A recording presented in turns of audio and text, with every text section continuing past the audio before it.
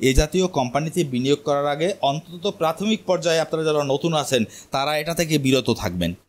একটা পর্যায়ে গিয়ে যখন আপনার স্টক মার্কেট সম্পর্কে ভালো বেসিক ধারণা হবে তখন আপনি কিন্তু এটায় বিনিয়োগের চিন্তা ভাবনা করতে পারেন।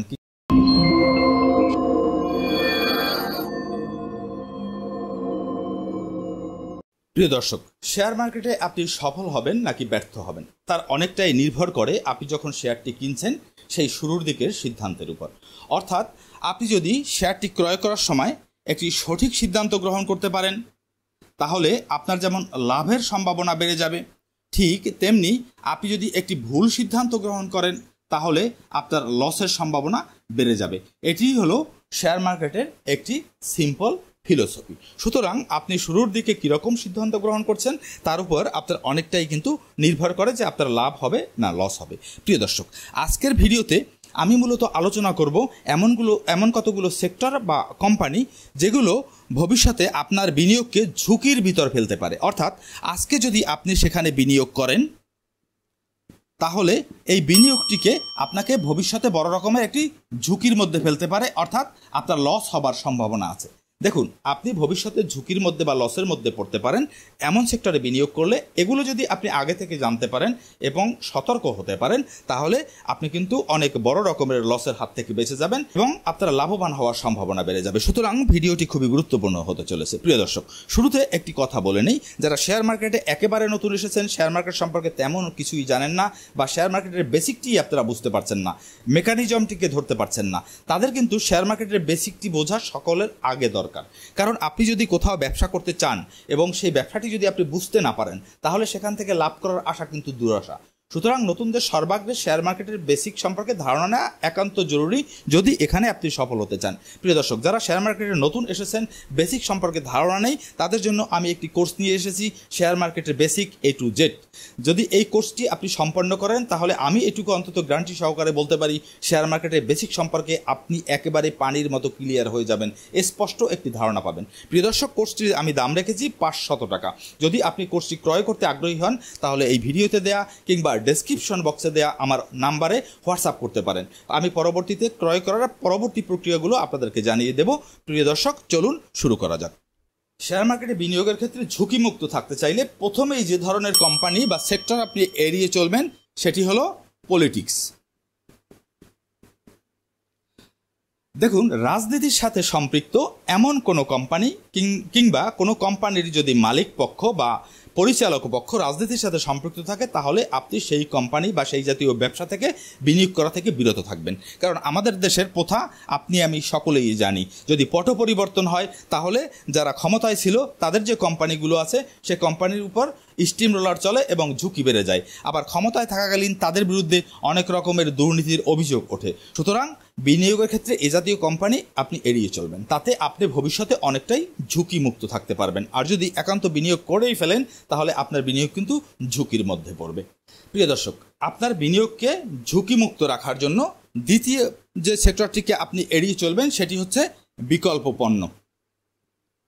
দেখুন, বিকল্প পণ্য আসতে পারে এরকম ব্যবসা বা সেক্টরকে আপনি এড়িয়ে চলবেন। যেমন ধরুন, আমাদের দেশে টেলিকমিউনিকেশন বিজনেস বা মোবাইল ফোন কোম্পানি যে বিজনেসটা সেটি অলরেডি কিন্তু অনেকটা বিকল্প প্রতিযোগিতার মুখে পড়ে গেছে। যেমন ধরুন, মানুষ আগে যেরকম ফোনে কথা বলতো, মোবাইল ফোনে কথা বলার উপর ডিপেন্ডেন্ট ছিল, এখন কিন্তু সেই ফোনে তারা কথা বলছে না।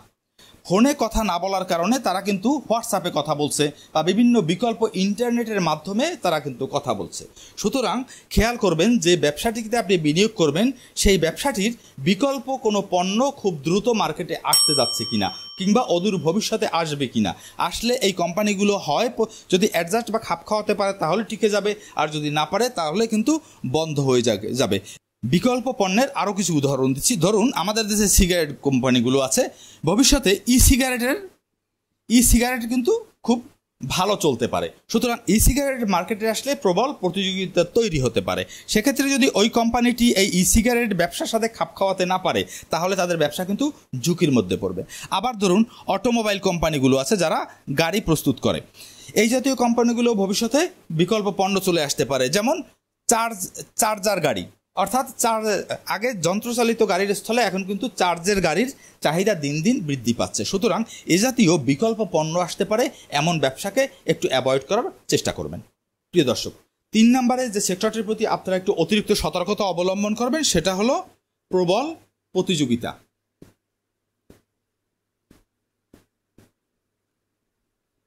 দেখুন, প্রবল প্রতিযোগিতা আছে এমন সেক্টরে বিনিয়োগের ক্ষেত্রে একটু সতর্কতা অবলম্বন করবেন। দেখুন, আমাদের দেশে ব্যাংকিং সেক্টরে কিন্তু ব্যবসার মধ্যে ব্যাংকগুলোর মধ্যে প্রবল প্রতিযোগিতা আছে, অনেক ভালো ভালো ব্যাংক আছে। সিমেন্ট সেক্টরে কিন্তু প্রবল প্রতিযোগিতা আছে, অনেক সিমেন্ট কোম্পানি আছে। ঠিক একইভাবে টেক্সটাইলে যদি আপনি খেয়াল করেন, টেক্সটাইলেও কিন্তু ব্যাপক প্রতিযোগিতা আছে। এই জাতীয় কোম্পানিগুলোতে অর্থাৎ যে সেক্টরটিতে প্রবল প্রতিযোগিতা চলমান সেখানে বিনিয়োগের ক্ষেত্রে আপনি সতর্কতা অবলম্বন করবেন। যদি বিনিয়োগ করতে আপনি ইচ্ছুক হয়ে থাকেন তাহলে খেয়াল করবেন যে কোম্পানিতে আপনি বিনিয়োগ করছেন সেই কোম্পানিটি মার্কেট লিডার কিনা, অর্থাৎ ওই সেক্টরের সে লিডার কিনা, অর্থাৎ অধিকাংশ ব্যবসা তার দখলে কিনা। আদারওয়াইজ আপনি আরেকটি কাজ করতে পারেন যে এই যে কোম্পানিটি বিনিয়োগ করছেন সেই কোম্পানিটি ওই সেক্টরের টপ 10 কোম্পানি কিনা। যদি মার্কেট লিডার হয় আপনি বিনিয়োগ করতে পারেন, সিদ্ধান্ত নিতে পারেন, সেটা একান্তই আপনার বিষয়। যদি টপ 10 কোম্পানি হয়ে থাকে তাহলে আপনি সেগুলোতেও বিনিয়োগ করতে পারেন, যদি একান্ত আপনাকে বিনিয়োগ করতেই হয়। তবে আমি বলবো যে একটু সতর্ক থাকাই সবচেয়ে ভালো। প্রিয় দর্শক, 4 নম্বর যে সেক্টরটিতে আপনারা সতর্কতা অবলম্বন করবেন বা একদমই বিনিয়োগ করবেন না সেটি হলো যে ব্যবসা আপনি বোঝেন না।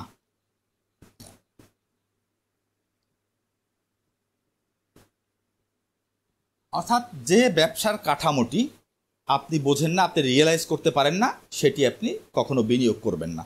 দেখুন, বিনিয়োগের একটি বেসিক রুল হলো আপনি ওই সকল কোম্পানিতে বিনিয়োগ করবেন যার ব্যবসাটি আপনি বোঝেন, যে কীরকম করে ব্যবসা করে, কীরকম করে পণ্য সেল করে, কীরকম করে ব্যবসাটা পরিচালিত, কীভাবে লাভ করে, এটি আপনি বোঝেন, ক্লিয়ার ধারণা আছে। এমন ব্যবসায়ী আপনি শুধুমাত্র বিনিয়োগ করবেন। যে ব্যবসা আপনি বোঝেন না সে ব্যবসায় আপনি বিনিয়োগ করবেন না। এরকম সেক্টর কি হতে পারে? যেমন আইটি সেক্টর। অনেকে আইটি সেক্টর বা প্রযুক্তি সেক্টরটাকে অনেকেই বোঝে না, সুতরাং এটা কিভাবে ব্যবসা করে সেটা অনেকেই বোঝে না। আবার আরেকটি সেক্টর আছে যেটি ব্যবসা হয়তো আপনি না বুঝতে পারেন, সেটি হচ্ছে নন ব্যাংকিং ফিনান্সিয়াল ইনস্টিটিউশন, যেগুলো লিজিং কোম্পানি আছে। এ ধরনের ব্যবসাও অনেকেই বোঝে না। সুতরাং যদি আপনি না বোঝেন সেখানে আপনি বিনিয়োগ করবেন না। আরেকটি আছে পাওয়ার সেক্টর। এই পাওয়ার সেক্টরটিও অনেকে ব্যবসাটি বোঝে না। সুতরাং যে ব্যবসা আপনি বুঝবেন না সে ব্যবসায় আপনি বিনিয়োগ করবেন না। আপনি ওই ব্যবসায় বিনিয়োগ করবেন, ওই কোম্পানির শেয়ার কিনবেন যার ব্যবসাটি আপনি বোঝেন বা ক্লিয়ার একটি ধারণা আছে আপনার। প্রিয় দর্শক, এতক্ষণ আমি আলোচনা করলাম কোথায় আপনি বিনিয়োগ করবেন না বা সতর্ক থাকবেন। আরও কিছু সেক্টর সম্পর্কে আপনাদের ধারণা দেবার চেষ্টা করি। যেমন বাংলাদেশে ব্যাংকিং বা ফিনান্সিয়াল যদি কোনো ইনস্টিটিউট থাকে বা কোম্পানি থাকে, ব্যাংকিং সেক্টরে বিশেষ করে বিনিয়োগের ক্ষেত্রে সতর্কতা অবলম্বন করবেন, ভালোভাবে খোঁজ খবর নেবেন। কারণ আমাদের দেশে ব্যাংকের টাকা উধাও হয়ে যাওয়ার খবর আমরা হামেশাই পাই। সুতরাং আপনি একটি ব্যাংকে অনেক পরিমাণ আপনার পুঁজি বিনিয়োগ করলেন, কিন্তু পরবর্তীতে যদি জানতে পারেন যে ব্যাড লোনের কারণে বা অন্য কোনো কারণে কেউ এর পুঁজিটি খেয়ে দিয়েছে, তখন কিন্তু আপনি পুঁজি হারাবেন। সুতরাং ব্যাংকিং সেক্টরকে আমি নিরুৎসাহিত করছি না বা আপনাকে কিনতে বারণও করছি না। আপনি কিনতে পারেন, 2-4টি ভালো ব্যাংক অবশ্যই আমাদের দেশে আছে, কিন্তু আপনি ব্যাংকিং সেক্টরে অবশ্যই যদি বিনিয়োগ করতে চান বা শেয়ার কিনতে চান একটু সতর্ক থাকবেন। কারণ আমাদের দেশের প্রথা তো আপনার আমার সকলেরই জানা আছে। আরেকটি বিষয় আপনারা সতর্ক থাকবেন, সেটি হচ্ছে যে কোম্পানিগুলো হাই লোন আছে, অর্থাৎ উচ্চ লোন নেওয়া আছে, ব্যাংক থেকে ঋণ নেওয়া আছে, ওই কোম্পানিগুলোকে অ্যাভয়েড করার চেষ্টা করবেন। দেখুন, লোন সবসময় যদি কোনো ব্যবসা লোন নিয়ে পরিচালিত হয় তাহলে সেই ব্যবসার উপর সবসময় একটি চাপ থাকে।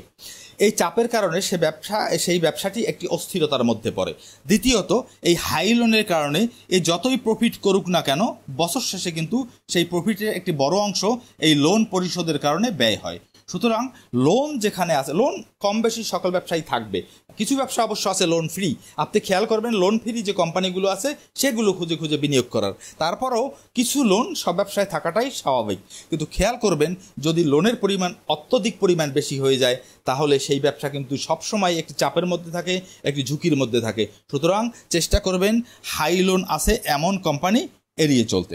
আরেকটি জাতীয় কোম্পানি আপনারা এড়িয়ে চলবেন, সেটা হচ্ছে new company, new and unknown. দেখুন, আমরা নতুনরা যে শুরুতে ভুলটি করি সেটি হচ্ছে এই নতুন কোম্পানিগুলোর শেয়ারের দাম কম থাকে, আমরা পেনি স্টক বলা হয় এগুলোকে, আমরা এই শেয়ারগুলো কিনতে বেশি উৎসাহিত হয়ে থাকি, কারণ অল্প টাকায় অনেক পরিমাণে শেয়ার পাওয়া যায়, আমাদের মানসিক একটি তৃপ্তি আসে। কিন্তু কথা হলো, আপনি নতুন এবং আননোন কোম্পানি, অর্থাৎ যে কোম্পানিটি সবে নতুন মার্কেটে এসেছে, কিংবা কোম্পানিটি সম্পর্কে আপনার ভালো ধারণা নেই, কিংবা তার ফিনান্সিয়াল স্টেটমেন্টও আপনি দেখলেন খুব ক্লিয়ার তেমন কিছু পাওয়া যায় না, কিংবা তার ব্যবসাটি সম্পর্কে আপনি ভালোভাবে কিছু জানেন না, অপরিচিত কোম্পানি, এই জাতীয় কোম্পানিতে বিনিয়োগ করার আগে অন্তত প্রাথমিক পর্যায়ে আপনারা যারা নতুন আছেন তারা এটা থেকে বিরত থাকবেন। একটা পর্যায়ে গিয়ে যখন আপনার স্টক মার্কেট সম্পর্কে ভালো বেসিক ধারণা হবে, তখন আপনি কিন্তু এটায় বিনিয়োগের চিন্তা ভাবনা করতে পারেন। কিন্তু শুরুতেই যদি আপনি নিউ এবং আননোন কোম্পানিতে বিনিয়োগ করেন, তাহলে আপনি কিন্তু আপনার পুঁজিকে একটি বড় রকমের ঝুঁকির মধ্যে ফেলবেন। প্রিয় দর্শক, আশা করি আজকের ভিডিওটি আপনাদের উপকারে এসেছে। প্রিয় দর্শক, যদি ভিডিওটি উপকারে এসে থাকে, নতুনরা দয়া করে আমার চ্যানেলটি সাবস্ক্রাইব করুন আর লাইক কমেন্ট করে আমাকে উৎসাহিত করুন। আপনাদের কমেন্ট আমাকে উৎসাহিত করে এ ধরনের আরও ভিডিও নিয়ে আসতে। প্রিয় দর্শক, দেখা হবে নতুন কোনো ভিডিওতে। সে পর্যন্ত ভালো থাকবেন। ধন্যবাদ সবাইকে।